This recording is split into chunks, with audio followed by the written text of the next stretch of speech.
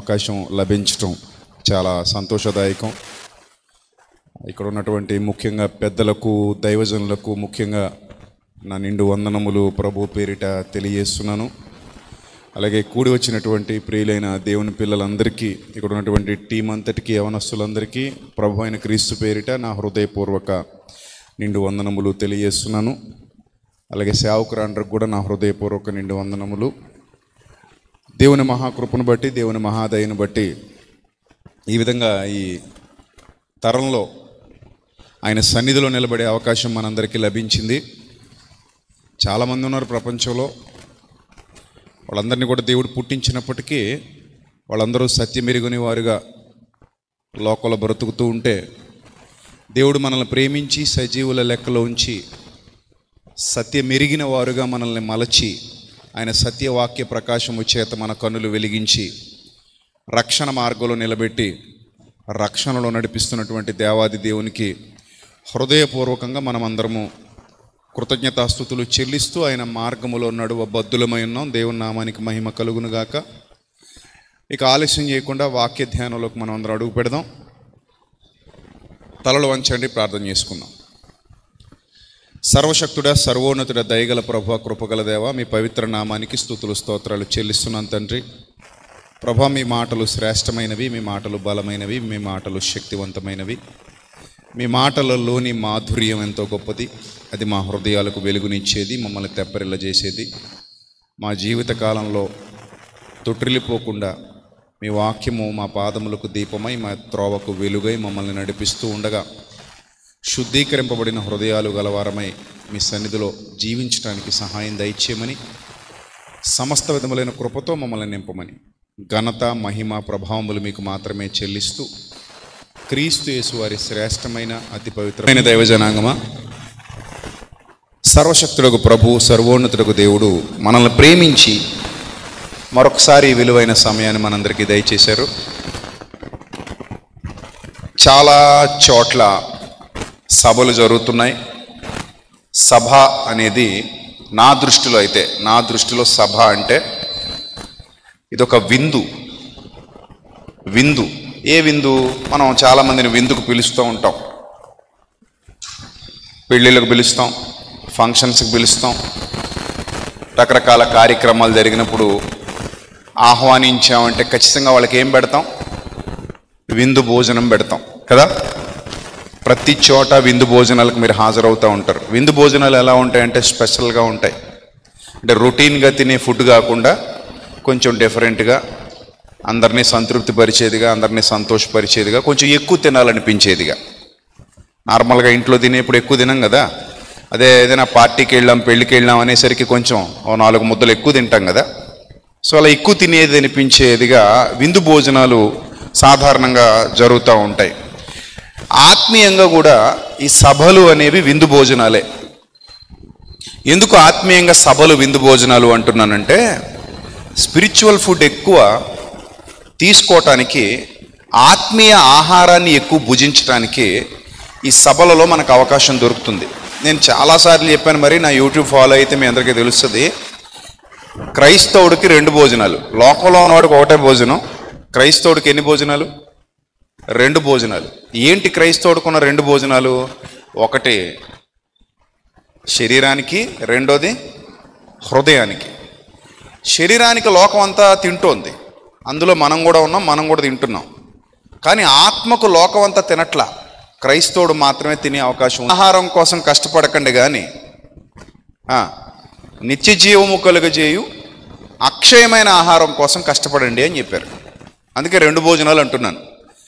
క్షయమైన ఆహారం ఈ దేహానికి జీవాన్ని ఇస్తుంది, అక్షయమైన ఆహారం ఆత్మకు నిత్య జీవాన్ని ఇస్తుంది. సో ఆత్మకు నిత్య జీవాన్ని అనుగ్రహించే అక్షయమైన ఆహారం కోసం మీరందరూ ఏమవ్వాలి? కష్టపడాలి అన్నాడు. కష్టపడండి అని ఉందా లేదా బైబిల్లో? ఉందా బైబిల్లో? చదివారా ఎప్పుడైనా? ఎంతమంది చదివారు? నేను చెప్పిన రెఫరెన్స్ నాకు గుర్తుంది అన్నవాళ్ళు దయచేసి చేయి చూపించగలరా ప్లీజ్? మీరు చెప్పిన రెఫరెన్స్ నాకు గుర్తుంది అన్నవాళ్ళు, నేను చదివాను అన్నవాళ్ళు. అమ్మ, మీరు కొయర్ టీంలో ఉన్నారు, మీరు చదవలేదా? మరి అలా మౌనంగా ఎందుకు కూర్చున్నారు? మీరు చదివారమ్మా? చదివారా? చదవలేదా? ఏ ఖాళీ లేదా ఏంది మీకు? చదివారా అందరూ? నా వాయిస్ వినపడుతుంది వెనక వరకు? నేను కన్ఫ్యూజ్ అవుతున్నాను. వినపడుతుందమ్మా నా వాయిస్? వెనక్కి వినపడుతుంది. బ్యాక్నున్న తమ్ముళ్ళు చెప్పండి, వినపడుతుందా? చేయి చూపించండి చాలు. వినపడుతుంది, రైట్. మీకు ఇలా అంటే లేదనా అవునా? రైట్, వినపడుతుంది కదా, రైట్. ఇప్పుడు చెప్పండి, ఆ రెఫరెన్స్ నాకు గుర్తుంది, నేను చదివాను అన్నవాళ్ళు చెప్పండి. ఎంతమంది చదివారు?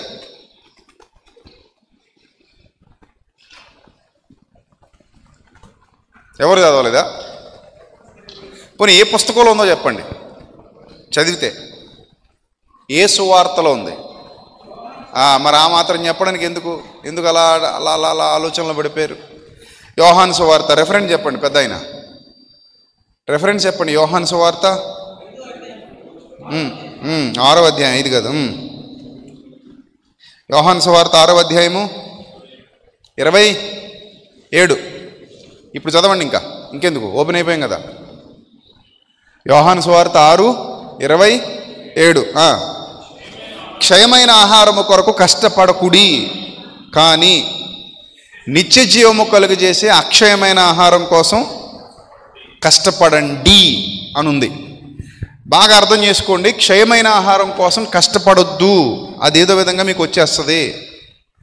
పోనీ ఒకవేళ మనం సంపాదించట్లేదు అనుకోండి, సంపాదించలేని పరిస్థితిలో కాళ్ళు చేతులు కూడా లేవనుకోండి, బయటికి వెళ్ళి అడుక్కుని బ్రతికే వాళ్ళు కూడా ఉన్నారు. అడుక్కోవడం అంటే అర్థం ఏంటి? కొంచెం భోజనం పెట్టండి బాబు అంటే ఎవరొకళ్ళు కనికరించి ఏం పెడుతున్నారు? భోజనం పెడుతున్నారు. ఆ విధంగా వాళ్ళు ఏం చేస్తున్నారు? బ్రతికి జీవనాన్ని సాగిస్తున్నారు.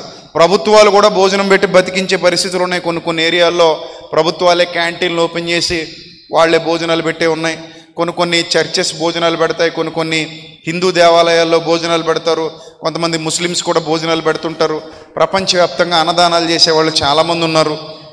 అంటే కష్టపడకుండా కూడా శరీరానికి ఏం దొరుకుతుంది? ఒక్కో చోట ఆహారం దొరుకుతుంది. అర్థమైందా? కష్టపడకుండా కూడా శరీరానికి ఆహారం దొరుకుతుంది. ఆహారం పెద్ద విషయం కాదు, దొరుకుతుంది, అందరికి దొరుకుతుంది. ప్రభుత్వాలు వచ్చిన తర్వాత ఈ రేషన్ బియ్యం ఇచ్చి కనీసం రేషన్ బియ్యం అయినా వండుకు తినండి అని చెప్పి అవి కూడా పంచిపెట్టేటువంటి పరిస్థితులు మనకు సమాజంలో కనబడుతున్నాయి కదా. అంటే మరీ భేదవాడైతే రేషన్ బియ్యంతో కూడా పొట్ట పోసుకోవచ్చు అని ప్రభుత్వాలు కొంతవరకు సపోర్ట్ చేస్తున్నాయి, రైట్. అంటే క్షయమైన ఆహారం అనేది సమాజంలో దొరికేటువంటి పరిస్థితులు ఉన్నాయి. మరి అక్షయమైన ఆహారం చెప్పాలమ్మా, అక్షయమైన ఆహారం అంత ఈజీగా దొరికేస్తుందా? దొరకట్లా.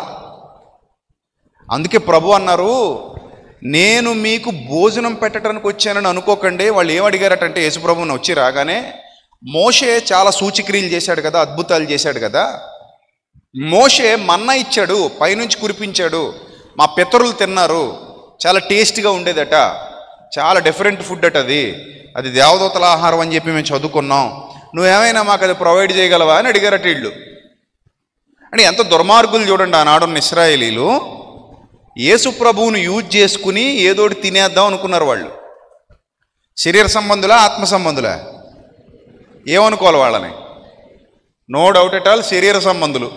అంటే యేసు ప్రభు వచ్చాడు, సూచక్రియలు చేస్తున్నాడు, అద్భుతాలు చేస్తున్నాడు కాబట్టి ఏదో విధంగా ఆయన్ని పొగేసి ఆయన ఏదో విధంగా ఎక్కించేసి, అందలాలు ఎక్కించేసి, పొగిడేసి, పైనుంచి మన్నాను కురిపిస్తే ఎలాగూ సూచక్రియలు చేయగలడు, అద్భుతాలు చేయగలడు కాబట్టి పైనుంచి మన్నాను కురిపిస్తే ఏం చేద్దాం అనుకున్నారు వీళ్ళు?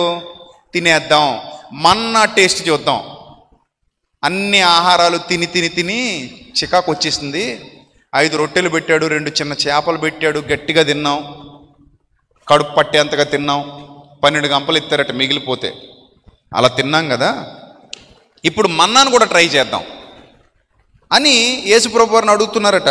మాకు ఏం చేస్తున్నావు నువ్వు? 30వ వచనం చదవండి ఒకసారి, అదే అధ్యాయం, అదే యోహాను సువార్త, అదే 6వ అధ్యాయము 30వ వచనం ఒకసారి చదవండి.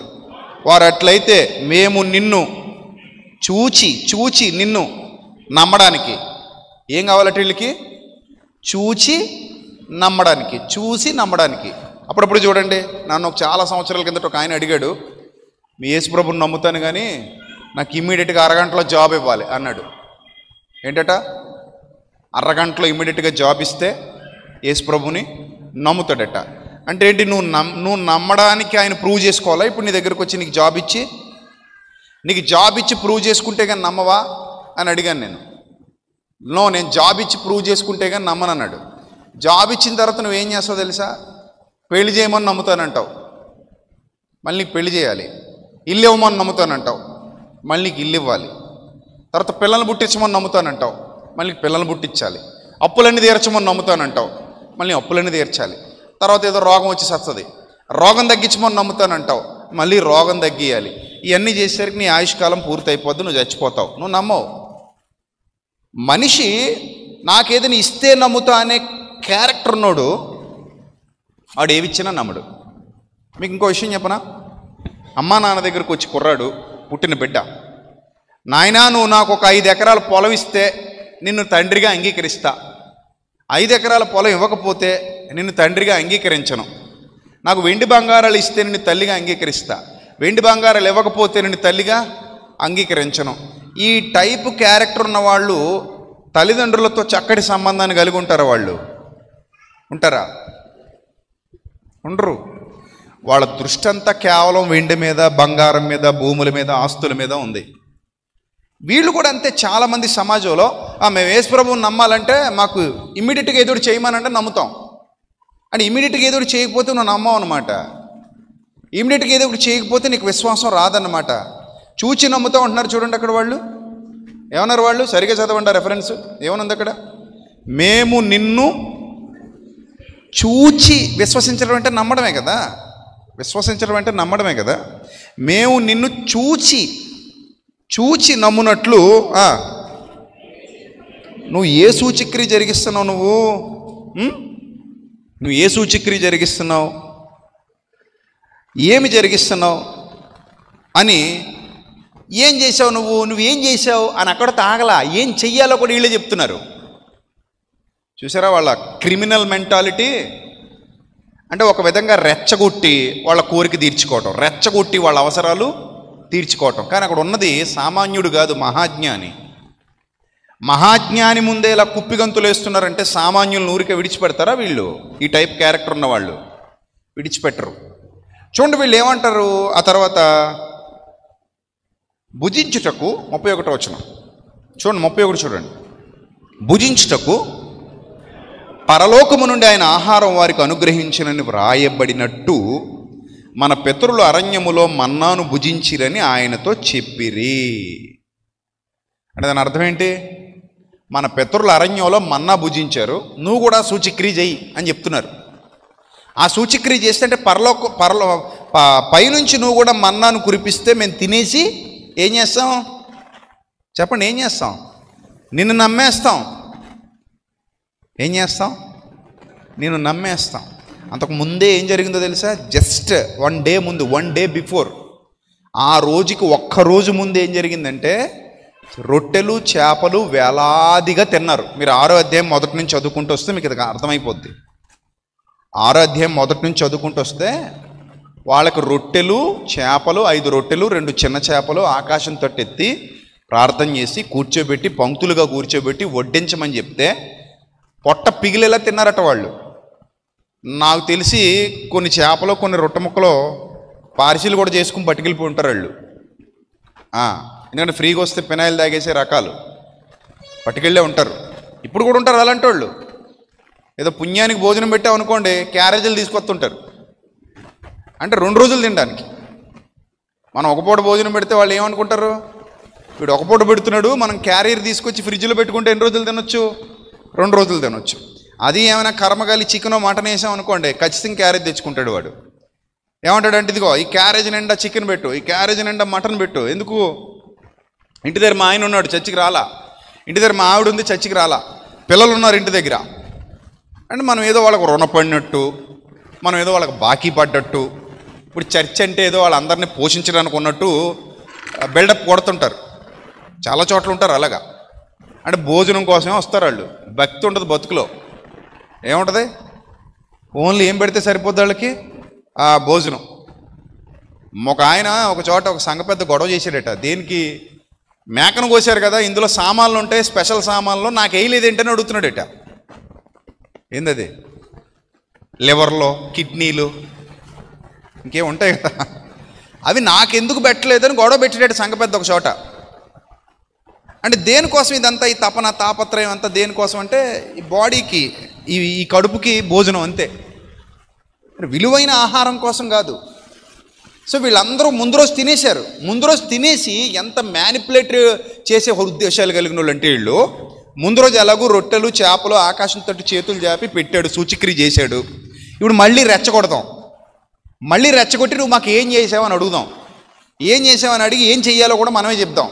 పైనుంచి మన్నాను కురిపించుకుందాం, చక్కగా ఏం చేద్దాం, తినేద్దాం, అది పెడితే నమ్ముదామని ఒక అవకాశం ఇద్దాం. ఎందుకంటే నమ్మండి అని తిరుగుతున్నాడు ఈయన, నమ్మండి అని తిరుగుతున్నాడు కాబట్టి మనం ఒక ఆఫర్ ఇద్దాం. ఏ ఆఫర్? Bumper offer. ఏంటది? పైనుంచి మన్నా కురిపించుకో, మా నమ్మకం పట్టుకెళ్ళిపో. బా ఇప్పుడు నేను పాయింట్ అడుగుతాను. వాళ్ళు యేసుప్రభుని నమ్మితే యేసుప్రభుకి ఏమైనా 10 కోట్లు వస్తాయా? మీరు చెప్పండి. యేసుప్రభుని నమ్మితే యేసుప్రభుకి ఏమైనా 100 కోట్లు వస్తాయా? ఆయనకి ఏమైనా లాభమా ఏంది? బాగా లాభమా యేసుప్రభుకి? మీరు యేసుప్రభుని నమ్మితే లాభమా? ఇప్పుడు మీరు ఓపెన్గా చెప్పండి, ఎవరికి లాభం అండి యేసుప్రభుని నమ్మితే? చెప్పాలి. ఆయనకి ఎంత లాభం, మీకెంత లాభం చెప్పండి, నాకు చాలు. ఆయనకి ఎన్ని కోట్లు లాభం, మీకెన్ని కోట్లు లాభం, ఎవరికి లాభం నాకు గట్టిగా చెప్పండి. ఏమ్మా, ఎవరికి లాభం కదా? ఇప్పుడు యేసుప్రభు వచ్చింది ఎందుకు? అరే దౌర్భాగ్యులారా, మీరు పాపంలో పడి నాశనానికి వెళ్ళిపోతున్నారు, మీకు పాపక్షమాపణ కావాలి. దేవుడు లోకమును ఎంతో ఉచితంగా ప్రేమించాడు. ఆయనే మొదట దయతలిచి ఆయనే మొదట మనలను ప్రేమించెను. యోహాను పత్రికలో వ్రాయబడింది, ఆయనే మొదట మనలను ప్రేమించెను. దేవుడు దయతలిచి మానవాళిని ఉచితంగా ప్రేమించి, ఎంతో ప్రేమించి, అయ్యయ్యో పాపం, అరెరే పాపం చేసి నాశనమైపోతున్నారు, రక్షణ లేదు వీళ్ళకి, నశించిపోతున్నారు, నశించిన దానిని వెదకి రక్షించడానికి ఈయనొస్తే, ఇప్పుడు వీళ్ళు ఏమంటున్నారు? ఏదో ఆయనకేదో ఫేవర్ చేసినట్టు బిల్డప్ కొడుతున్నారు. మీరు బాగా ఆలోచించండి. చిన్నప్పుడు మనం ఒక నాన్ డీటెయిల్ స్టోరీ ఒకటి చదువుకున్నాం, సరిగ్గా క్లాసు గుర్తులేదు కానీ టీచర్లు ఎవరిని ఉంటే గుర్తుంటుంది. ఒక ఒంటె యజమాని ఒక టెంట్ వేసుకుని ఎడారిలో ఉంటాడు. ఎవరికైనా గుర్తుందా స్టోరీ? ఇది చిన్నప్పుడు చదువుకున్నాం మనం పాఠ్య పుస్తకాల్లో. ఒక టెంట్ వేసుకుని ఎడారిలో ఉంటాడు ఒక ఒంటె యజమాని, ఒక ప్రయాణికుడు. ఈ ఒంటె రాత్రి వేళ బయట ఉంటుంది, చలికి వణుకుతా ఉంటుంది అనమాట. వణుకుతుంటే యజమాని అంటాడు, అర్రే పాపం ఎందుకులే, బాగా వణుకుతుందని చెప్పేసి ఆ గుడారం చాలా చిన్నగా ఉంటుంది, కొంచెం కాళ్ళు లోపలికి జరుపుకొని తల పెట్టుకో అన్నాడట. ఏంటది? ఒంటి తల ఒకటి పెట్టుకో అన్నాడట. తల ఒకటి పెట్టుకో అంటే అది కాసేపు ఉండి, తల ఒక్కటి సరిపోవట్లేదు సార్, మిగిలిన బాడీ అంతటికి చలేస్తుంది, కొంచెం లోపలికి వస్తా, ఇంకొంచెం ఆ లోపలికి వచ్చి ఆయన్ని బయటికి నెట్టేసి ఇది లోపల ఉందట. అలాగా ఏ టైప్ అంటే జనాలు ఏదో పుణ్యానికి మేలు చేద్దామని వస్తే మొత్తం ఆక్యుపై చేసేద్దాం అనుకునే టైపు. యేసుప్రభు వారు వచ్చింది మేలు చేయడానికి, నశించిపోయిన వానికి చెయ్యవడానికి వచ్చాడు. గోతులో పడిపోయినోడికి చెయ్యిస్తున్నాడు అనుకోండి, మనమే గోతులో పడిపోయినోడికి చెయ్యిస్తాం. అరే నాన్న పైకి రా, నేను లాగడానికి వచ్చాను, పైకి రా అంటే 500 ఇస్తావా, చెయ్యిస్తానన్నాడు అనుకో, ఏమంటాను చెప్పండి? చెప్పండి. గోతులో పడిపోయినోడికి అరే నాన్న పైకి లాగుతాను చెయ్యవరని చెయ్యిస్తుంటే 500 ఇస్తావా, నా చెయ్యి నీ చేతిలో పెడతా అంటే లాగుతావా, ఇంకా వదిలేసిపోతావా? చెప్పండి, ఏం చేయాలనిపిస్తుంది కదా? ఇప్పుడు ఎవరో మీ ఇంటికి వస్తారు, మీకు బాగా అర్థమయ్యేలా చెప్తాను. మీ ఇంటికి వస్తారు, అమ్మా ఆకలిగా ఉందమ్మా, కొంచెం అన్నం పెట్టండి అమ్మా అంటాడు. అప్పుడు మీరు పోనీలే పాపం, నిన్ను వలే నీ పొరుగువాడిని ప్రేమించమని ఉంది, సర్లే అని చెప్పేసి ఒక కర్రీ, కొంచెం రైసు తీసుకొచ్చి పెట్టామనుకోండి, చట్నీ లేదా అన్నాడు అనుకోండి, ఏం చేస్తావు? ఇప్పుడు అన్నీ బానిచ్చావు కానీ పెరుగు లేదా, పెరుగు ఇందులో నంచుకోవటానికి ఒడియాలు ఏం లేవా? ఇలా అడిగాడు అనుకోండి, ఏం చేస్తా? అరే దరిద్రుడా, మా ఆయనే నన్ను ఒడియాలు అడగడు, పెట్టింది తింటాడు, మా ఆయనే నన్ను చట్నీలు అడగడు, పెట్టింది తింటాడు. నువ్వేంద్రా పెద్ద ఇంటి ఆయనలాగా అన్ని అడుగుతున్నావు. నువ్వు పుణ్యానికి ఏదో 4 మెతుకులు పెడితే తినేసిపోక నీ డిమాండ్లు ఏంటి అసలు అంటారనరా? నీ డిమాండ్లు ఏంటి అసలు? ఏం డిమాండ్ చేస్తున్నావు ఏంటి? నువ్వు పుణ్యానికి పెడుతున్నాం, మేము పుణ్యానికి పెడుతున్నాడు, అవసరం నీది, నువ్వు తినాలి అంతే తప్ప నువ్వేం చేయకూడదు, డిమాండ్ చేయకూడదు. ఇప్పుడు ఇక్కడ యేసు ప్రభువుని డిమాండ్ చేస్తున్నారు, మీరు జాగ్రత్తగా అబ్జర్వ్ చేయండి. వాళ్ళు డిమాండ్ చేస్తున్నారు. ముందు రోజు రొట్టెలు తిన్నారు, చేపలు తిన్నారు, రాజుని చేసేద్దామని వచ్చారు. రాజుని చేసేద్దాం అనుకున్నారట ఆయన్ని. ఎందుకు రాజుని చేసేద్దాం అనుకున్నారు? చూడండి, ఆ పక్క అధ్యాయంలోనే ఉంది, చూడండి, ఆ మాట కూడా ఉంది. 15 వచ్చిన 6:15 చూడండి ఏముంది అక్కడ. రాజుగా చేయుటకు వారు వచ్చి తనను బలవంతంగా పట్టుకోబోతున్నారని యేసు ఎరిగి మరలా కొండకు ఒంటరికి వెళ్ళిపోయారట. ఎలా పట్టుకుందామని వచ్చారట ఆయన్ని? బలవంతంగా. దేనికి బలవంతం చేస్తున్నారు? బాబు నువ్వు రాజుగా ఉంటే మాకు బాగుంటుంది. ఆయన ఎందుకు రాజుగా ఉంటే బాగుంటుంది? వీళ్ళకి పని పాట చేయక్కర్లేదు కదా, పని పాట చేయక్కర్లేదు, ఇంకెక్కడికి వెళ్ళక్కర్లేదు. టైంకి రొట్టెలు పెడతాడు, చేపలు పెడతాడు, దున్నపోతుల్లో తినేసేసి పడుకోవచ్చు. ఇంకా సోమరపోతులు, ఇంకే పని ఉండదు ఇంకా. అర్థమైందా? సో ఇలాంటి ఒక దౌర్భాగ్యపు ఆలోచన విధానం ఉంది వాళ్ళలో. అంతే తప్ప భక్తి లేదు, భక్తి లేదు. సో ఈ భావజాలం కలిగి ఇప్పుడు మళ్ళీ వచ్చారు. ఇప్పుడు మళ్ళీ వచ్చి అంటున్నారు, నువ్వు మాకు ఏదైనా సూచక్రియ చేస్తే నిన్ను నమ్ముతాం, ఏం చేయకపోతే నిన్ను నమ్మం. ఏమంటే ఈ రోజుల్లో ఎవరైనా అలాంటి వాళ్ళని చూసారా మీరు? ఈ టైప్ క్యారెక్టర్ ఉన్న వాళ్ళని మీ లైఫ్లో ఎప్పుడైనా చూసారు? ఇలాంటి వాళ్ళని అప్పుడప్పుడు చూడండి. ప్రభు మాకు ఏం చేశాడండి అంటారనరా? ఏం చేశాడండి ప్రభు మాకు? మేము అడిగింది ఏమైనా చేశాడా? మాకేమైనా ఇచ్చాడా? మాకు అది ఇచ్చాడా, ఇది ఇచ్చాడా? నేను ఇందాక చెప్పాను కదా, నాకు ఉద్యోగం ఇమ్మను మీ ప్రభువుని నమ్ముతా, నా రోగం తగ్గించమని మీ ప్రభువుని నమ్ముతా, నా సమస్య తీసేయమని మీ ప్రభువుని నమ్ముతా, మహిమ చూపెట్టమను ప్రభువుని నమ్ముతా. సేమ్ ఇదే మెంటాలిటీ తోమాలో కూడా ఉంది. ఆ కాలానికి మారు మనసు పొందకముందు తోమా కూడా ఇలాంటి మెంటాలిటీ కలిగినోడే. వస్తాడు, వచ్చి ఆయనతో పాటు తిరిగాడు, ఆయనతో పాటు తిన్నాడు, ఆయనతో పాటు ఉన్నాడు, ఎన్నో మర్మాలు నేర్చుకున్నాడు ప్రభు దగ్గర. అన్ని మర్మాలు నేర్చుకుని ఆయనతో పాటు సువార్త పరిచర్యలు తిరిగి ఆయనతో పాటు ఉన్నవాడు ఒకానొక దినాన ఆయన మరణించిన తర్వాత నేను నమ్మనంటున్నాడు. ఏమయ్యా నువ్వు నమ్మాలంటే ఏం చేయాలయ్యా అని అడిగితే, ఆయన గాయాల్లో వేలు పెడితే చూస్తే నాకు ఆయన కన్ఫర్మేషన్ ఇస్తే అప్పుడు నేను ఆయన నమ్ముతా. నాకు కన్ఫర్మేషన్ ఇచ్చేంత వరకు నేనైతే నమ్మను. అప్పుడు ప్రభు అన్నమాట, తోమా నువ్వు చూచి నమ్మితివి, చూడక నమ్మినవాడు ధన్యుడు. ఎవరు ధన్యుడట?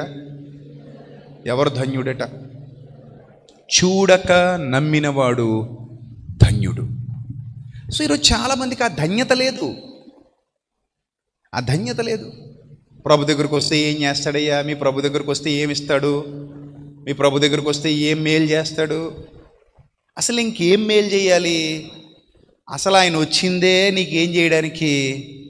మేలు చేయడానికి. ఆయన వచ్చిందే పాపిని ఏం చేయడానికి? రక్షించడానికి. రక్షించడానికి, పాపం నుండి విడిపించడానికి, నిత్య జీవాన్ని అనుగ్రహించడానికి, పరలోకాన్ని ఉచితంగా నీకు నాకు బహుమానంగా ఇవ్వటానికి వాగ్దానం చేశాడు ఆయన. ఒక పాపిని క్షమించడం అనే టాస్క్ ఏదైతే ఉందో అదంత ఈజియెస్ట్ టాస్క్ ఏం కాదు, అది చాలా కష్టం. ఇప్పుడు మిమ్మల్ని అడుగుతున్నాను, ఇక్కడ చాలామంది ఉన్నారు కదా, మిమ్మల్ని అందరిని అడుగుతున్నాను, మీలో ఎవరైనా ముందుకొచ్చి నా పాపాన్ని క్షమిస్తారా ప్లీజ్? మిమ్మల్ని అడుగుతున్నాను.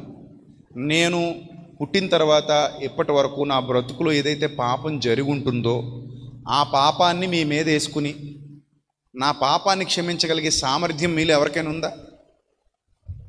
ఈ క్వశ్చన్ నేను మిమ్మల్ని అడగగానే మీరు డైలమాలో పడతారు. మీరు ఏమంటారు తెలుసా? నా పాపానికే దిక్కులేక ఏడుస్తుంటే మళ్ళీ నీ పాపం నేను క్షమించాలా?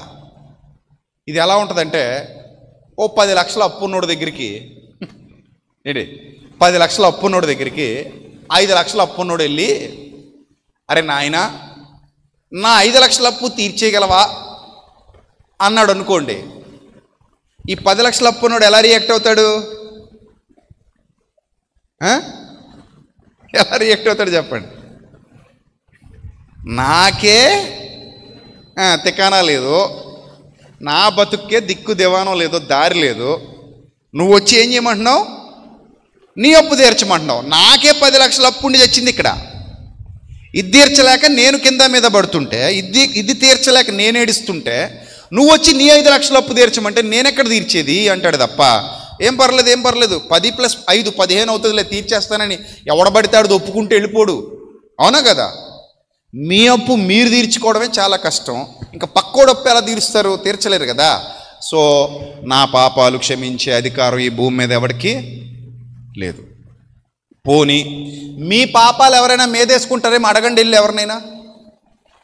మీ భార్య దగ్గరికి వెళ్ళి, నా సహధర్మచారినివి కదా, అన్నీ పంచుకుంటున్నావు కదా, నేను పెద్ద పాపం చేసి వచ్చాను, నా పాపంలో వాటా తీసుకుంటావా అని అడగండి. ఏమంటుంది ఆవిడ? ఆస్తిలో వాటా అయితే తీసుకుంటారు కానీ పాపాల్లో వాటాలు ఎవడో తీసుకోడు. తీసుకుంటారా? అస్సలు తీసుకోరు. పోనీ మీ భర్త దగ్గరికి వెళ్ళి అడగండి, ఏమండి మా నాన్నగారు నన్ను మీ చేతుల్లో పెట్టారు కదా, పెళ్లి రోజున అన్నారు కదా, ఇదిగో మా అమ్మాయిని ఎక్కడ పెడుతున్నాను? నీ చేతుల్లో పెడుతున్నానని చెప్పి నా చెయ్యి నీ చేతిలో పెట్టారు కదండి, కాబట్టి నా పాపాల్లో కూడా మీకు వాటా ఉంటుందండి అనండి. మీ ఆయన ఏమంటాడు? మహాతల్లి నీకు నమస్కారం, నాకు ఈ పెళ్ళే వద్దంటాడు, నువ్వే వద్దంటాడు. అంతెందుకు, మీకు గమనించారు లేదో, పిలాతు భార్య పిలాతు కబురు పంపించింది. ఏమని కబురు పంపించింది? ఆ నీతిమంతుడి జోలికి వెళ్ళకు, వెళ్ళావా నాశనం అయిపోతావు, జాగ్రత్త, వద్దు, మనకు ఆ పాపం మన కుటుంబానికి వద్దు, ఆ శాపం మన కుటుంబానికి వద్దు, ఆ నీతిమంతుడి జోలికి వెళ్ళకన్నప్పుడు మరి వెంటనే పిలాతు ఏం చేశాడు? నీళ్లు తెప్పించుకున్నాడట, చేతులు కడుక్కొని ఏమన్నాడట? ఈ పాపము నా మీద నా కుటుంబం మీద ఉండకుండునుగాక, నాకు వద్దు బాబు, ఈ పాపంతో నాకు సంబంధం లేదు అని చేతులు కడుక్కున్నాడట. అప్పుడు ఆ దిక్కుమాల జనం అంతా, మూర్ఖులైన ప్రజలంతా ఏమన్నారు? ఆ పాపం ఆ శాపం మా మీద మా పిల్లల మీద ఉండునుగాక అని పొగరికి పలికారు. ఆ పొగరికేమో నాశనం అయిపోయారు. నాశనం, శాపం వెంటాడింది, ఆ రక్తాపరాధం వెంటాడింది, చాలా దెబ్బతిన్నారు, ప్రతి కుటుంబం నాశనం అయిపోయింది, చాలా వధ జరిగింది. యెరూషలేములో రాతి మీద రాయి నిలిచి ఉండకుండా పడిపోవు దినములు వచ్చునని ప్రభు చెప్పారు. సేమ్ అదే జరిగింది. ఒక్క రాతి మీద రాయి కూడా నిలిచి ఉండకుండా పడిపోయింది. మొత్తం దేవాలయం కూల్చేశారు, అందరినీ పరుగులెత్తించేశారు, ప్రాణాలు అరచేత పట్టుకుని పారిపోవాల్సిన పరిస్థితి వచ్చింది. తల్లిజాడ బిడ్డకి లేక, బిడ్డజాడ తల్లికి లేక. యెరూషలేము విధ్వంసం క్రీస్తు 70లో ఒక విధ్వంసం జరిగింది యెరూషలేములో. అది చాలా భయంకరమైన విధ్వంసం. అది పట్టణమే నాశనం అయిపోయింది. ప్రభువు మరణానంతరం జరిగినటువంటి సంఘటన ఇది.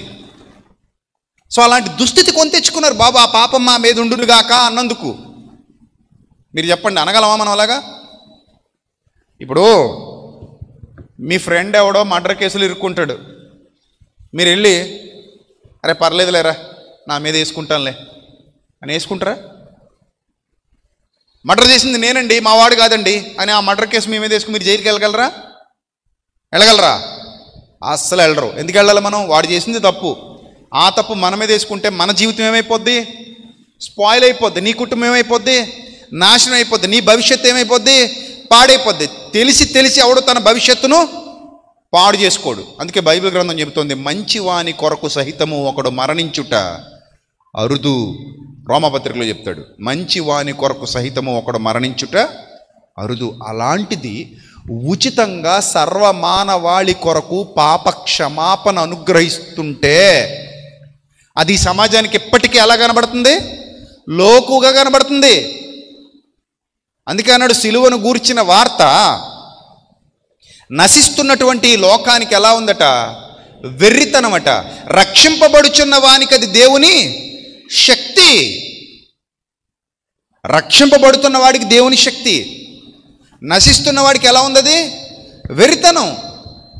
ఎప్పటికీ చాలామంది మూర్ఖులు క్రీస్తు త్యాగాన్ని గురించి చాలా చీప్గా మాట్లాడుతుంటారు.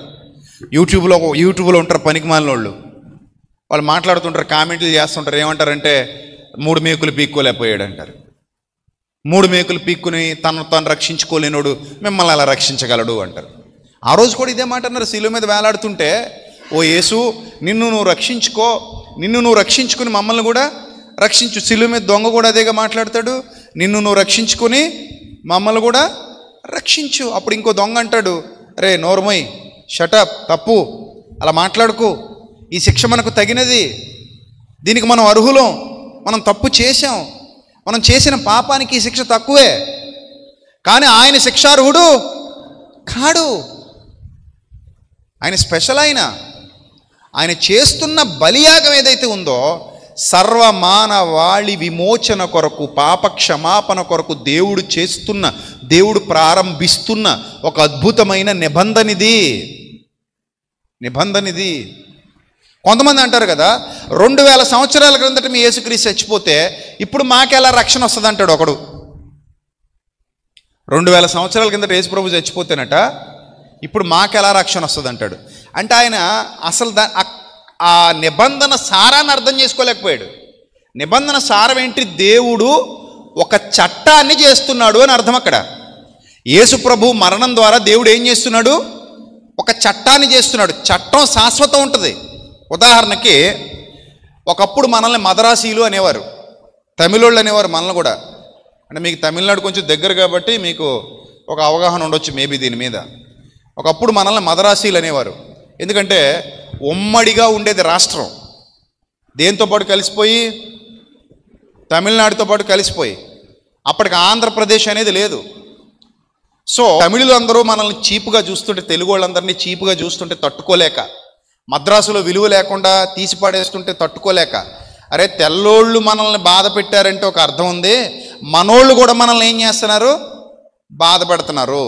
తెల్లోళ్ళు మనల్ని తక్కువగా చూశారంటే ఒక అర్థం ఉంది, తమిళోళ్ళు కూడా ఇప్పుడు తెలుగు వాళ్ళని ఎలా చూస్తున్నారంటే, అప్పట్లో, ఇప్పుడు కదండి, ఇప్పుడు ఏమో అప్లై చేసుకోకుండా, ఇప్పుడు ఈ విషయాన్ని అప్లై చేసుకునే తమిళోడు మా శత్రువు, తెలుగుడు మా అలాంటి మాట్లాడకండి. నేను గతం గురించి చెప్తున్నా, ఇప్పుడు కాదు. ఇప్పుడు మనకి బ్రిటిష్ లండనోడు మనకు శత్రువు. ఇప్పుడు ఏమైనా, ఇప్పుడు మీరు లండన్ వెళ్ళాడు అనుకోండి, వాళ్ళు బ్రిటిషర్స్ మనవలు అనుకోండి, వాళ్ళు ఏయ్ మీరు మా శత్రువులు అంటారా? మనకి ఎవడో శత్రువులు ఎవరో ఇప్పుడు కాదు, మనకి ఎవరో శత్రువులు లేరు, అందరూ మన మిత్రులే. మంచోడు ఎవడైనా మన మిత్రుడే, అంతే కదా. సో వాళ్ళ దగ్గర మనం అప్పు కూడా తెచ్చుకున్నాం. లండన్ మన భారతదేశానికి ఏమి ఇచ్చింది? అప్పు ఇచ్చింది. సో యూరప్ కంట్రీస్ దగ్గర నుంచి కూడా మన భారతదేశం అప్పులు తెచ్చింది, రైట్. సో ఆ రోజుల్లో అలాంటి పరిస్థితులు ఉండేవి. అప్పుడు పొట్టి శ్రీరాములు అనే ఆయన చాలా తీవ్రంగా ఆమరణ నిరాహార దీక్ష చేశారు. కుళ్ళిపోయి ఆయన శవం పురుగులు పట్టేసి ఆయన అంతగా శరీరం కుసుకించిపోయినా కూడా ఆ దీక్ష ఆపలేదు. అంత కఠోరమైన దీక్ష చేసి చచ్చిపోయాడు మహానుభావుడు. ఆయన చచ్చిపోయిన తర్వాత ఉవ్వెత్తున లేచారు తెలుగు వాళ్ళందరూ, మాకు సొంత రాష్ట్రం కావాలి, మా తెలుగు వాళ్లకు సొంత రాష్ట్రం కావాలి అని గట్టిగా గొడవ చేస్తే అప్పుడు ప్రభుత్వం దిగొచ్చి ఆంధ్రప్రదేశ్ అనే దాన్ని ఏర్పాటు చేసింది. ఆంధ్ర రాష్ట్ర అవతరణ అంటారు. పొట్టి శ్రీరాముల త్యాగం వల్ల వచ్చింది అది, ఆంధ్ర రాష్ట్ర అవతరణ.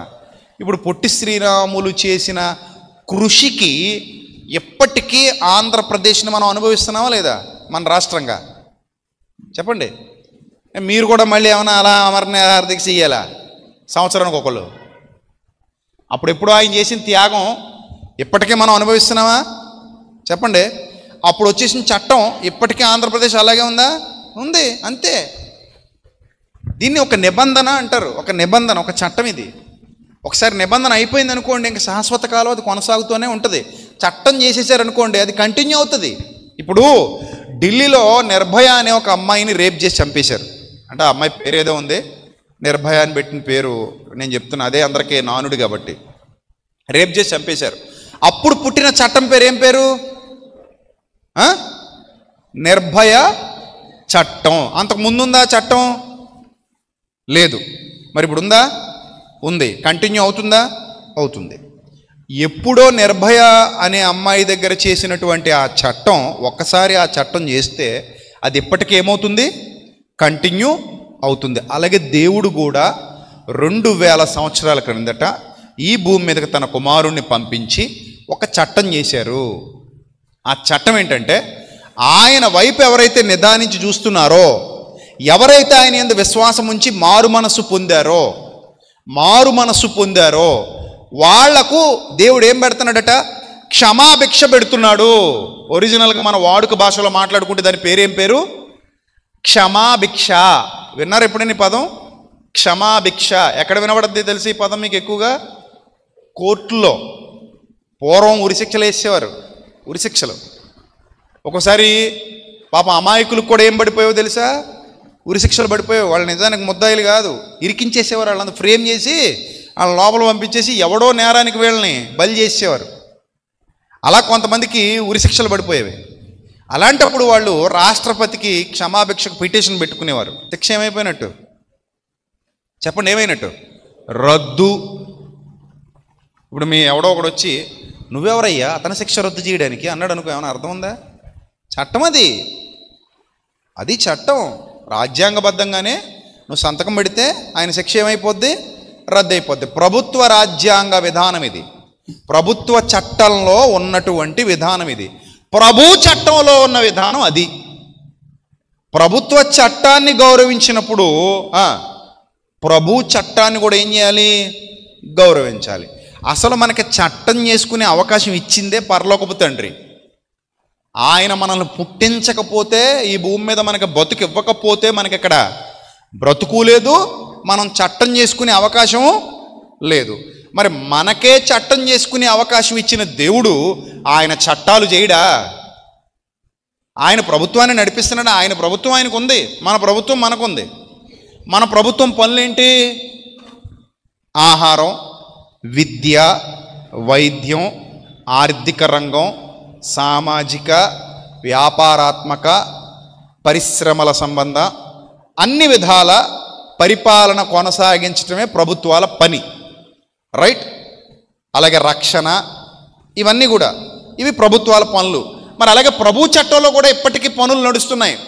రాత్రి పగలు, గాలి, ఎండ, వర్షం, భూమి తిరగటం, భూమి పండటం, మంచు కురవటం, కిరణజన్య సంయోగ క్రియ జరగడం, మీ గర్భాలు పండి పిల్లలు పుట్టటం, మనం చావటం, ఆత్మ ఆయన సన్నిధికి వెళ్ళటం, అక్కడ తీర్పు జరగటం, ఇవన్నీ మన ప్రధానమంత్రి చేస్తాడా? మరి ఎవరు చేస్తారు? మన ముఖ్యమంత్రి చేస్తాడా ఇవన్నీ? మరి ఎవరు చేస్తారు ఇప్పటికీ? చెప్పండి. ఇప్పటికీ చేస్తున్నది ఎవరు? ఏ చట్టం జరుగుతుంది? దీని వెనక ఏ చట్టం ఉంది? ప్రభు చట్టం, నో డౌట్ ఎట్ ఆల్. పరలోకపు తండ్రి చట్టం ఇది. భూమి తన చుట్టూ తను తిరుగుతుంది, అందుకే మనకు రాత్రి పగలు వస్తుంది. భూమి తన చుట్టూ తను తిరుగుతూ సూర్యుడి చుట్టూ తిరుగుతుంది. 1 సంవత్సరం అవుతుంది, 365 రోజులు. సూర్యుడి నుంచి నేరుగా సూర్యకిరణాలు భూమికి వస్తున్నాయి. అలాగే చంద్రుడు ప్రకాశిస్తున్నాడు, గ్రహాలు, నక్షత్రాలు, ఇంకా ఎన్నో గెలాక్సీలు ఏమున్నాయో మనకు అంతు చెక్కో. కొన్ని కోట్ల కాంతి సంవత్సరాల దూరం ప్రయాణం చేసుకుంటూ వెళ్ళిపోతే ఇక అసలు అక్కడ ఏముందో ఒక అద్భుతం. అదొక అద్భుతం. సో అలాంటి అద్భుతాలు ఎన్నో మనం మన జీవితంలో చూస్తున్నాం. ఇలాంటి అద్భుతాలు ఎన్నో మన జీవితంలో చూస్తున్నప్పుడు మీరు ఆలోచించేయండి, దేవుడు తన ప్రభుత్వాన్ని ఎప్పటికీ ఏం చేస్తున్నాడు? నడిపిస్తున్నాడు. మానవ ప్రభుత్వాలు కొనసాగుతుండగానే దాని వెనక ఎవరి ప్రభుత్వం నడుస్తుంది? చెప్పండి, ఎవరి ప్రభుత్వం నడుస్తుంది? అందుకే చూడండి, ఎప్పటికీ ఒక మాట, గర్భఫలము యెహోవా ఇచ్చు బహుమానము. మనం ఇవ్వగలమేంటి? ఎవరైనా ఇవ్వగలరా? మానవుల వల్ల అవుతుందా? చెప్పండి, అవుతుందా? అవ్వదు. మొన్న ఒక ఆయన గర్వంగా ఫ్రెండ్స్కి ఫోన్ చేసి చెప్పుకుంటున్నాడు, ఏయ్ బాబు పుట్టాడు రే అంటున్నాడు. ఇలా తిప్పుతా ఏంటట, ఇలా తిప్పుతూ ఏం పుట్టాడట? బాబు పుట్టాడట. ఈ బాబు పుట్టడానికి మీ బాబు ఏమైనా కారణమా? అయితే తిప్పుతున్న మేసం కారణమా? ఎలా పుట్టాడు బాబు? నీ గొప్పతనం వల్ల పుట్టాడా? చెప్పండి, మీరు చెప్పండి. నీ గొప్పతనం వల్ల పుట్టాడా బాబు? మరి ఎందుకు మీసం తిప్పుతున్నావు నువ్వు? మీసాలు తిప్పకరా నాయన. నీకు బాబు పుట్టినా పాప పుట్టినా ఎవరు వాళ్ళు పుట్టారు చెప్పండి? సర్వోన్నతుడైన దేవుడు పిల్లల్ని ఇవ్వకపోతే అబ్రహాం అంతటి గొప్పోడికే ఎవరు లేరట? పిల్లలు లేరట. అబ్రహాముకి శారాకి కూడా గర్భాన్ని తెరిచింది ఎవరు? ఆయన. అది మన చేతి పని కాదు, దేవుని చేతి పని అది. మనం విర్రవీగిపోతాం ఇక్కడ. తెగ విర్రవీగిపోతుంటారు మనుషులు. చూసావా, పెళ్ళైన నెలకే మా వాడికి బిడ్డ పుట్టేసాడు అంటాడు.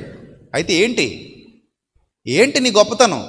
నువ్వేమైనా గర్భంలో బొమ్మను తయారు చేసి ఊపిరుది ఆత్మను ప్రవేశపెట్టి నరాలు ఇచ్చి రక్తం ఇచ్చి ఊపిరితిత్తులు తయారు చేసి గుండె తయారు చేసి కిడ్నీలు తయారు చేసి జీర్ణ వ్యవస్థ తయారు చేసి నువ్వు పెట్టావా?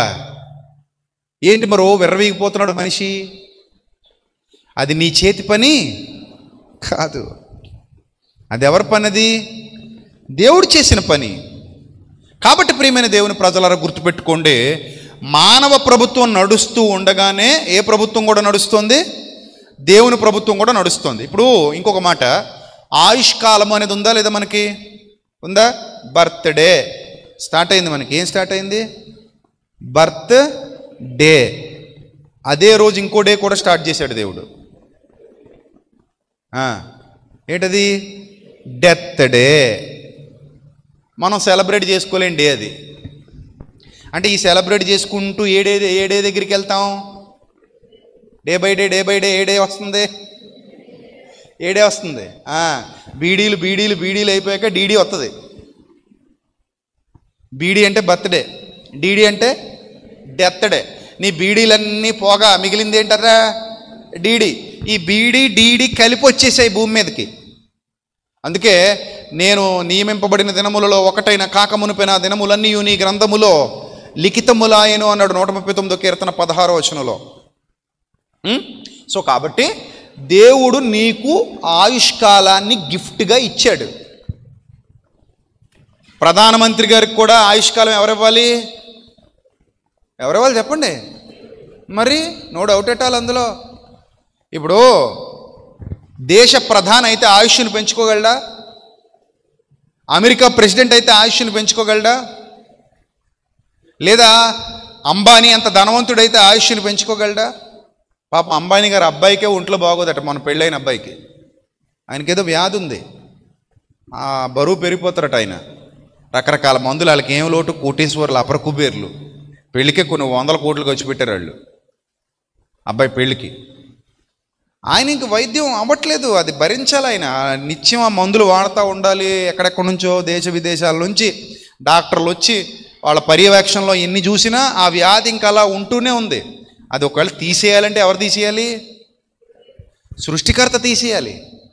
అది సృష్టికర్త చేతి పని, మానవుల చేతిలో లేదది. హిజ్కియాకి ఆయుష్ ఎవరు పెంచారు?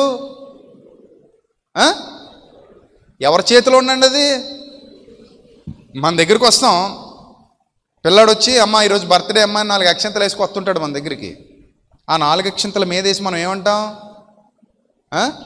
1000 ఏళ్ళు ఏదో మీరు మీ అకౌంట్లో ఉన్న ఇచ్చేసినట్టు. 1000 ఏళ్ళే ఉన్న 100కే దిక్కులేదు ఇక్కడ. 60కే 70కే అల్లల్లాడిపోతున్నాం. సెంచరీలు చేసిన వాళ్ళు ఎవరైనా కనబడుతున్నారంటే ఈ మధ్యలో? ఏమా చూసారా ఈ మధ్యకాలంలో సెంచరీలు చేసిన వాళ్ళని? ఎప్పుడో చూసేవాళ్ళం మన పూర్వీకులు, మన తాతలు. 100, 110, 105. ఇప్పుడు 60కే ఆల్అవుట్. 50కి వచ్చేసరికే షివరింగ్ వచ్చేస్తుంది. షివరింగ్ 50కి కదా. సో మన చేతిలో ఏముందమ్మా? మనం ఇవ్వగలమా ఆయుష్? కానీ మాట వరుసకే 1000 ఏళ్ళు వర్దిలరా అంటాడు. ఇంకొకళ్ళు అయితే ఇంకొక అడుగు ముందుకేసి నా ఆయుష్ కూడా నువ్వే పోసేసుకో. అబ్బా మరిది అకౌంట్లో డబ్బులు మరి ట్రాన్స్ఫర్ కొట్టేయడానికి, ఫోన్పే చేసేయడానికి, గూగుల్ పే చేసేయడానికి, అకౌంట్లో డబ్బులు అనుకున్నావా ట్రాన్స్ఫర్ కొట్టేయడానికి? నా ఆయుష్ కూడా నువ్వే పోసేసుకోమ్మా. పోసేసుకుని ఊరి మీద ఆబోతులు తిరగాల? ఏం చేయాలి? నీ ఆయుష్ కూడా పోసేసుకొని మంచిగా బతికితే పర్లేదు, మంచిగా బతికితే ఓకే. అయినా నువ్వు ఇవ్వగలవా నీ ఆయుష్? డాక్టర్ గారు నేను ముసల్దాన్ని అయిపోయానండి, నా అకౌంట్లో ఇంకా బ్యాలెన్స్ మిగిలిపోయిందండి, వాడుకోవడానికి నాకు ఇష్టం లేదండి.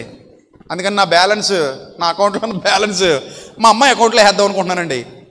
నిజంగా అది ఉంటే చాలామంది తల్లిదండ్రులను పిల్లలే చంపేస్తారు. ఆస్తుల కోసం కదా, ఆయుష్ కోసం. అమ్మని నాన్నే చంపేసి అమ్మ దగ్గర ఒక 25 సంవత్సరాలు, నాన్న దగ్గర ఒక 20 సంవత్సరాలు కొట్టేస్తే మనకు ఎంత వస్తుంది? 50 వస్తుంది. అంటే నాదొక 70, అదొక 50, 120 ఏళ్ళు బతకొచ్చు అని అమ్మని నాన్న ముందే చంపేస్తారు ఈ దౌర్భాగ్యులు. కాబట్టి ఆయుష్ ట్రాన్స్ఫర్ పెట్టుకునే అవకాశం దేవుడు ఎవరికి ఇవ్వలేదు తల్లి, ఇవ్వడు. అందుకని నువ్వు అనవసరమైన దీవెనలు దీవించేయకు. నువ్వు దీవించినా నీ ఆయుష్ పోసుకునే ఛాన్స్ ఎవరికి లేదు. ఏదో మాట వరుసకు అనుకుని సంతృప్తి పడ్డమే, అంతేనా? సంతృప్తే కాదు అది. ఇగో నా ఆయుష్ కూడా పోసేసుకో అమ్మ, మాట వరుసకి పోసేసుకుంటామేంటి మనం? అవుతుందా? అవ్వదు. ఏదో అలా అంటాం. అది ఎవరి చేతిలో ఉంది చెప్పండి? ఎవరి చేతిలో ఉంది? దేవుని చేతిలో ఉంది. అంటే ఇప్పుడు ప్రభు ద్వారా ప్రపంచాన్ని క్షమించాలన్న చట్టం ఎవరి చేతిలో ఉంది చెప్పండి? దేవుడి చేతిలో ఉంది. నువ్వు ఒప్పుకున్నా ఒప్పుకోకపోయినా, నువ్వు నమ్మినా నమ్మకపోయినా అది దేవుడు చేసిన చట్టం. మనిషిని క్షమించాలని దేవుడు అనుకున్నాడు, మనిషిని మార్చాలని దేవుడు అనుకున్నాడు, మనిషిని ఉచితంగా విడిపించాలని దేవుడు అనుకున్నాడు, నిన్ను రక్షించాలని దేవుడు అనుకున్నాడు. కాబట్టి ఆ చట్టాన్ని ప్రవేశపెట్టాడు, తన కుమారుణ్ణి ఈ లోకానికి పంపించాడు. ఇప్పుడు యేసుప్రభు వచ్చిందే నీకు మేలు చేయడానికి, యేసుప్రభు వచ్చిందే నిన్ను కాపాడడానికి, యేసుప్రభు వచ్చిందే నిన్ను రక్షించడానికి, నిన్ను పాపం నుండి విమోచించడానికి, నిన్ను నిత్య జీవానికి తీసుకొని వెళ్ళడానికి. అపరాధముల చేతను పాపముల చేతను చచ్చిన వారమై ఉండగా. ఎఫెసీయులకు రాసిన పత్రిక 2వ అధ్యాయము 1వ వచనంలో వ్రాయబడినటువంటి మాట. ఇది చాలాసార్లు చదువుకుని ఉంటారు ఆ వచనాన్ని. అపరాధముల చేతను పాపముల చేతను చచ్చిన వారమై ఉండగా ఆయన తన కుమారుడైన క్రీస్తుతో కూడా మనలను ఏం చేశాను? బ్రతికించెను. ఎస్, ఒక ఛాన్స్ ఇచ్చాడు నీకు. ఛాన్స్ ఇవ్వడం తప్పు కాదు.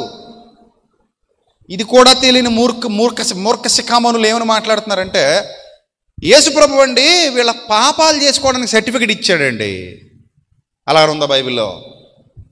చెప్పండి, అలా ఉందా బైబిల్లో? పాపం చేసుకోవడానికి సర్టిఫికెట్ ఇవ్వట్లా. ఇక నువ్వు వెళ్ళి పాపము చెయ్యకు అంటున్నాడు. I will give you A chance. It's a wonderful chance. I think it's a rebirth. దీన్ని తిరిగి జన్మించడం అంది బైబిల్. అందుకే కొత్త జన్మ అంది బైబిల్. ఒక కొత్త జన్మ, కొత్త అవకాశం నీకు వచ్చింది. రాష్ట్రపతి క్షమాభిక్ష పెట్టాడంటే ఖైదీకి అది కొత్త లైఫా కాదా? చెప్పండి. వదిలేస్తే ఉరిశిక్ష, క్షమాభిక్ష పెడితే కొత్త జీవితం. అలాగే ఇక్కడ ఉన్న వాళ్ళందరికీ, ప్రపంచంలో ఉన్న క్రైస్తవులందరికీ ప్రభు ఏం చేశాడు? క్షమాభిక్ష పెట్టాడు. దాన్నే బైబిల్ పాపక్షమాపణ అని పిలిచింది. అర్థమైందా? అలాంటి గొప్పదైన పాపక్షమాపణ మనకు అనుగ్రహింపబడినప్పుడు మనం వేటి కోసం చూడాలి? ఇప్పుడు యేసుప్రభు దగ్గరికి వచ్చి వ్యర్థమైన వాటి కోసమా? పనికిరాని వాటి కోసమా? క్షయమైన వాటి కోసమా? అక్షయమైన వాటి కోసమా? కదా. నేను అదేదో చేస్తే తప్ప నమ్మను అన్నాడు అనుకో, ఏమనాలి? గోతులో పడిపోయినాడు, నిన్ను లాగడానికి కూడా నాకు 500 అడిగాడంటే ఏం చేయాలి వాడిని? ఇంకా వదిలేసిపోవడమే. మూర్ఖుడు వాడు, తెలివిలేనోడు, మూర్ఖుడు. నేను నీకు మేలు చేయడానికి చెయ్యిచ్చాను, నువ్వు నన్నే డబ్బులు అడుగుతున్నా 500. మూర్ఖుడు. ఇంకా అర్థం కాలేదు, జ్ఞానం అర్థం కాలేదు. అర్థమైందా? అస్సలు అర్థం కాలేదు, జ్ఞానం అర్థం కాని మూర్ఖుడు. లోతట అగ్నిగంధకాలు కురుస్తాయన్న సత్యం తెలిసిపోయి చాలామందిని పిలుద్దామని ట్రై చేసినా ఎవరో ఆయనతో పాటు రావడానికి విల్లింగ్ ఎవరికి లేదు. నోవహు ఓడ చేస్తున్నప్పుడు 100 ఏళ్ల పాటు అందరికీ సమాచారం తెలియబడినా ఎవరికి ఆ ఓడలోకి రావడానికి విల్లింగ్ లేదు. ఎవరు నష్టపోయారు? ఇప్పుడు ఓడెక్కుతాం కానీ, నోవహు గారు మీరు చెప్పినట్టు విని ఓడెక్కుతాం కానీ మాకేంటట అన్నారనుకో, ఏమన్నా ఇంక అలాంటి వాళ్ళని? అంటే మీకేదో డబ్బులు ఇచ్చి మేము ఓడెక్కించుకోవాలా? అంతకంటే మూర్ఖత్వం ఉంటుందమ్మా? ఉండదు. అప్పుడప్పుడు ఒక క్రైస్తవ్యంలో ఒక విషయానికి నేను బాధపడుతుంటాను. అదేంటంటే, చాలామంది సభలకు రమ్మని పిలిచినప్పుడు ట్రాక్టర్ పెడతారా, లారీలు పెడతారా, ఆటోలు పెడతారా అని అడుగుతుంటారు. ఎంత తప్పంటే అది. ఇది ఏమైనా రాజకీయ సభ? నీకు లారీలు, ట్రాక్టర్లు, ఆటోలు పెట్టడానికి ఎవరికి ఉపయోగం చెప్పండి? సభకు వస్తే మీరు చెప్పండి. సభకు వస్తే ఎవరికి ఉపయోగం? వచ్చినోడుకా, రమ్మన్నోడుకా? అంతేనా? నిజంగా వాక్యం అర్థమైనోడైతే తనే వస్తాడు స్వచ్ఛందంగా. ఆటో పెడితే వస్తా, లారీ పెడితే వస్తా, ట్రాక్టర్ పెడితే వస్తా. అది విశ్వాసి యొక్క లక్షణం కాదది. అది విశ్వాసి లక్షణం, దరిద్రపు జీవితం అది. ఇదిగో యేసుప్రభు దగ్గరికి వచ్చి మాకు మన్నా కురిపించు, నిన్ను నమ్ముతాం అన్నట్టు ఉంటుంది. ఆయన వచ్చిందే నిన్ను రక్షించడానికి. అది చాలదు అన్నట్టు మళ్ళీ నీకు మన్నా కూడా ఇవ్వాలా? మన్నా కురిపించాలా నీకు? అంటే మన్నా కురిపిస్తే నమ్ముతామని గ్యారంటీ ఉందమ్మా? మీరు చెప్పండి, మన్నా కురిపిస్తే నమ్మేస్తారంటారు వీళ్ళు? నమ్ముతారా? మీకు ఒక విషయం చెప్పనా? అదే యోహాను సువార్త 12వ అధ్యాయము, అదే యోహాను సువార్త 12వ అధ్యాయము 37వ వచనం ఒకసారి చదవండి. మీకు లైట్ వెలుగుతుంది, బాగా లైట్ వెలుగుతుంది. చూడండి 12:37. యేసు ఈ మాటలు చెప్పి వెళ్ళి వారికి కనబడకుండా దాగి ఉండెను. ఎందుకు దాగి ఉన్నాడట వారికి కనబడకుండా? అసలు యేసు వచ్చిందే అందరికీ కనబడడానికి, కానీ వీళ్ళకి కనబడకుండా దాక్కున్నాడట. ఇన్ని సూచక క్రియలు చేసినను వారాయన యందు విశ్వాసముంచరైరి. అంటే చేపలు పెడితే తిన్నారు పీకల దాకా, రొట్టెలు పెడితే తిన్నారు పీకల దాకా, స్వస్థతలు చేస్తే చేయించుకున్నారు, అద్భుతాలు చేస్తే చేయించుకున్నారు. ఇవన్నీ చేయించుకుని కూడా మారు మనసు పొందలేదు. పాయింట్ మీరు క్యాచ్ చేయాలి. స్వస్థతలు ఓకే, అద్భుతాలు ఓకే, సూచక్రియలు ఓకే, మహత్కార్యాలు ఓకే, రొట్టెలు ఓకే, చేపలు ఓకే, మారు మనస్సు నాట్ ఓకే. చూసారా? క్లియర్గా ఉంది బైబిల్లో. ఇన్ని సూచక్రియలు, ఇన్ని అద్భుతాలు చేసినా కూడా ఏం చేయలేదట? వారు ఆయన యందు విశ్వాసం ఉంచలేదు. దట్ మీన్స్ వాళ్ళు శరీర సంబంధులు తప్ప ఆత్మ సంబంధులు కాదు. దీన్ని బట్టి మీరు అర్థం చేసుకోవాలి ప్రియమైన దేవుని సంగమా. ప్రభు ద్వారా మనం ఈ భూలోకపు మేలులు పొందాలనుకోవడం కాదు. ప్రభు ద్వారా మనం ఏ మేలు పొందాలి? ఆత్మ సంబంధమైన దీవెనలు పొందాలి, పర సంబంధమైన మేలులు పొందాలి. మనం వర్ధిల్లాలి, ఆత్మీయంగా ఎదగాలి, మన జీవితం కట్టబడాలి, మనం ప్రభువులో ఉండాలి. అందుకే మొదట ఆయన నీతి, మొదట ఆయన రాజ్యం అన్నాడు. ఆయన నీతిని, ఆయన రాజ్యమును మొదట వెతకండి, అప్పుడు అవన్నీ మీకు అనుగ్రహింపబడును. అవునా? నువ్వు స్కూల్కి వెళ్ళి బాగా చదువుకో, నాన్నగారు అమ్మగారు నీకు ఏం కావాలంటే అవి కొని పెడతారు. నువ్వు ఏం చదవకుండా అన్నీ కొనమంటుంటే ఏం చేస్తారు వాళ్ళు? ఏంటి ఏం చేస్తారు? మీరే చెప్పండి. స్కూల్లోనేమో గుడి సున్నాలు వస్తున్నాయి, ఇంటికి వచ్చి మాత్రం నాకు స్కూటర్ కొంటావా, నాకు సైకిల్ కొంటావా, నాకు బట్టలు కొంటావా, నాకు బొమ్మలు కొంటావా, నాకు వస్తువులు కొంటావా, నాకు అవి కొంటావా, ఇవి కొంటావా, నన్ను అక్కడ తీసుకెళ్తావా, ఇక్కడ తీసుకెళ్తావా? స్కూల్లో ఏమొస్తుంది? ఎగ్జామ్స్లో ఏమొస్తుంది? పెద్ద సున్నా వస్తుంది. అంటే నువ్వు ఎగ్జామ్స్లో పెద్ద సున్నా తెచ్చుకుంటే తండ్రి తల్లి నీకు సపోర్టివ్గా ఉంటారా? ఉండరు. నువ్వు ముందు బాగా చదువుకో, వాళ్ళు ఏమి ఇవ్వాలో అది నీకు ఇస్తారు. అలాగే మొదట ఆయన నీతిని, ఆయన రాజ్యాన్ని వెతకండి, అప్పుడు అవన్నీ మీకు అనుగ్రహింపబడును. కానీ ఈరోజు క్రిస్టియానిటీ కూడా ఎలా మారిందంటే, మాకేమిస్తాడు, ప్రభు దగ్గరకు వస్తాం మాకు ఏం చేస్తాడు, ప్రభు దగ్గరకు వస్తాం మాకు ఏ మేలు చేస్తాడు. ఇంకేం మేలు చేయాలమ్మా? నీ పాపానికి క్షమించడం మేలు కాదనుకుంటున్నావా ఏంటి? చెప్పు, పాపాన్ని క్షమించడం మేలా కాదా? అది చెప్పండి ఫస్ట్ నాకు. దానికంటే గొప్ప మేలు ఏదైనా ఉందా? ముందు చెప్పండి, చెప్పాలి. ఓ పేపర్ తీసుకొని రాసుకోండి, నా జీవితంలో మేలులు. ఈ మేలులన్నిటి పక్కన ఈ మేలు రాయండి. నా పాపాన్ని క్షమించి పరలోకానికి తీసుకెళ్ళడం అని రాయండి. నా పాపాన్ని క్షమించి నా ప్రయాసపడి నేను మోస్తున్న పాప భారాన్ని తొలగించి నాకు విశ్రాంతిని దయచేయడం అని ఒక పక్కన రాయండి. మిగిలిన సైడ్ ఒక కాలం ఇలా గీసి మీరు ఎన్ని మేలులు రాస్తారో రాయండి. అందులో ఫస్ట్ కేటగిరీ దేనికి ఇస్తారో మీరు టిక్ పెట్టండి. రేపు వచ్చి నాకు చూపించండి. ఇది మీకు ఈరోజు హోంవర్క్. క్లాస్ వర్క్ అయిపోయింది. ఇప్పుడు హోంవర్క్ అనమాట. రేపు అందరూ ఎవరొకరిని అడుగుతాను, నేను అందరిని అడగకపోవచ్చు, ఒకరినైనా అడగొచ్చు. ఎవరొకరినా మా పేపర్ చూపించమ్మా అని అడుగుతాను. మీరు ఇంటికి వెళ్ళి హోంవర్క్ చేయాలి. ఇప్పుడు ఏం చేయాలి? ఒక కాలం ఇలా గీయండి, శరీర సంబంధమైన మేలులు అని రాయండి. మీకు నచ్చిన మేలు అందులో రాసుకోండి. జరగాల్సిందా, జరిగేదా, జరగాలని కోరుకుంటున్నదా, ఏం రాస్తారో రాయండి. ప్రభువా నాకు ఈ మేలు చేయాలి అని రాయండి. ఇంకో పక్కన పాపాన్ని క్షమించి పరలోకాన్ని ఇచ్చి ఆయన సింహాసనం మీద కూర్చోబెట్టుకుంటానని వాగ్దానం చేసి దేవుడు నాకు ఈ మేలు ఆల్రెడీ ఏం చేశాడు? చేసేసాడు. నేను మారు మనసు పొందిన వెంటనే ఇది నాకు అప్లై అయిపోద్ది, అది ముందు రాయండి. ఈ పక్కన మీకు నచ్చినవన్నీ రాసేసుకోండి. ప్రభువా నాకు ఈ మెయిల్ చేయి, ఆ మెయిల్ చేయి, అన్ని మెయిల్ చేయి, ఎన్ని రాసుకోండి మీ ఓపిక. పెన్లో ఇంక్ అయిపోయేంతో రాసుకోండి. ఇప్పుడు పట్టుకురండి. అప్పుడు దానికి రేటింగ్ ఇద్దాం. 1, 2, 3 అలా ఇద్దాం. అందులో టాప్ ప్లేస్లో ఏది ఉంటుందో రేపు చూద్దాం. మీరు ఇక్కడ తేవక్కర్లేదు, మీకు ఇంటి దగ్గర అర్థమైపోద్ది. రాసిన వెంటనే అర్థమైపోద్ది ఏది టాప్ ప్లేస్లో ఉంటుందో. ఏది ఉంటుందో టాప్ ప్లేస్లో చెప్పాలి, మీరు చెప్పాలి. ఏది ఉంటుందమ్మా టాప్ ప్లేస్లో? పాపాన్ని క్షమించటాన్ని మించిన మేలు మన బతుకులో మరోటి లేదు. ఇది పచ్చి నిజం. అది ప్రభు చేశాడు. అందుకే నశించిన దానిని వెదకి రక్షించుటకు మనుష్య కుమారుడు ఈ లోకానికి వచ్చాడు. పాపులను రక్షించుటకు క్రీస్తు యేసు లోకమునకు వచ్చెనను మాట నమ్మదగినదియు పూర్ణాంగీకారమునకు యోగ్యమైనదియు నై ఉన్నది అని వ్రాయబడింది. సో ఎక్కడ చూసినా పాపక్షమాపణను మించిన మేలు మనకి కనబడదు. అది అద్భుతమైన మేలది. కావాలంటే మీరు వెళ్ళి రాసి చూసుకోండి ఇంటి దగ్గర, మీకు అర్థమవుతుంది. అంత మేలు వదిలేసి వీళ్ళు ఏమడుతున్నారు? మన్నా.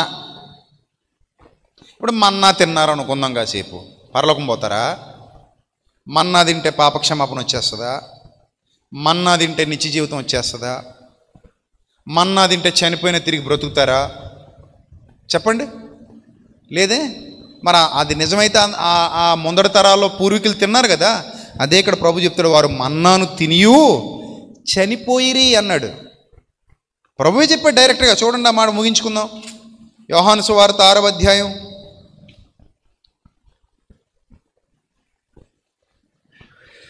యోహాను సువార్త 6వ అధ్యాయం 32వ వచనం. కాబట్టి యేసు పరలోకము నుండి వచ్చు ఆహారము మోషే మీకు ఇవ్వలేదు, ఆ మన్నా పరలోకం నుంచి వచ్చిన ఆహారం కాదు అని చెప్తున్నాడు ప్రభు. నా తండ్రియే పరలోకము నుండి వచ్చే నిజమైన ఆహారం మీకు అనుగ్రహిస్తున్నాడు. పరలోకం నుండి దిగివచ్చి లోకమునకు జీవమునిచ్చు నది దేవుడు అనుగ్రహించు ఆహారమై ఉన్నదని మీతో నిశ్చయముగా చెప్పుచున్నాను. అంటే దేవుని వాక్యమే నిజమైన ఆహారం. పరలోకం నుండి దిగి వచ్చిన ఆహారం, జీవాన్నిచ్చే నిజమైన ఆహారం ఏంటట? దేవుని వాక్యం. అందుకే ఇందాక ముందే మాట్లాడుకున్నాం 2 భోజనాలు అని. మొదటి భోజనం పొట్టకైతే, రెండో భోజనం ఆత్మకి. కానీ జనాలు ఎక్కువ దేన్ని ఇష్టపడుతున్నారమ్మా? మొదటిదన్నా రెండోదన్నా? మీరు చెప్పండి, దేన్ని ఎక్కువ ఇష్టపడతారు? మీరు దేన్ని ఎక్కువ ఇష్టపడతారు? ఫస్ట్దా రెండోదా? లోపల నుంచి రావాలి, ఇక్కడ నుంచి కాదు, ఇక్కడ నుంచి రావాలి. 1 or 2? 2 ఎంతమంది? 1 ఎంతమంది? మీకు జోక్ చెప్పనా? ఇక్కడ 1 ఇష్టపడే వాళ్ళు కూడా ఉంటారు, కానీ బయటపడరు. బయటపడితే బాగోదని. ఇంత ప్రసంగం అయిన తర్వాత ఎవడు ఒప్పుకుంటాడండి?